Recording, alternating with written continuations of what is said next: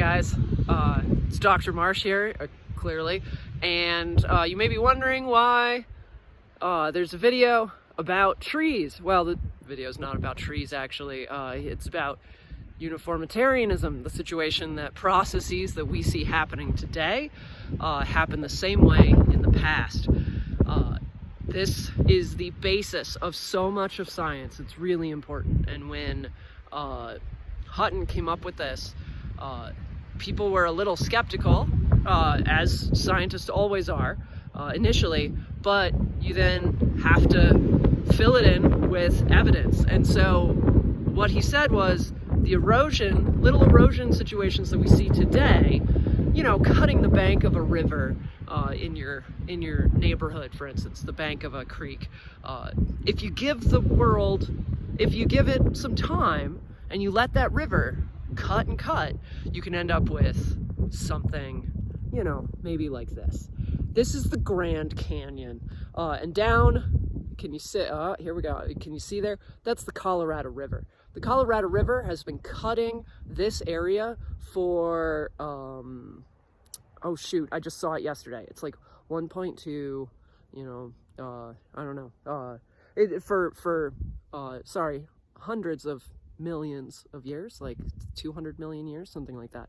To the point where here's the top area where I'm standing. This is on the north rim that I'm pointing to, but I'm standing on the south rim. And it's cutting through all these rocks. These rocks go all the way down to what's called the basement rocks. These are the basement rocks that make up the planet.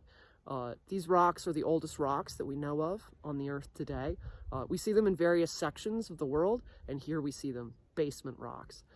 They're so old that that's what we call them. They're the oldest rocks. They're the bottom that we've ever seen. You go down lower than the basement rocks and you hit the mantle, which is liquid rock. So there's the Colorado. I don't know if you've ever been to the Grand Canyon.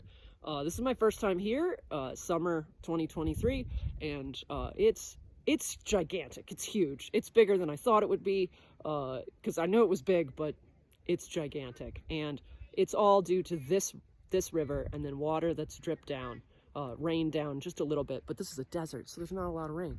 And then wind action on top of this. So if you give this river a really long time, like Lyell says, deep time, you give it a lot of time and you create this gigantic canyon.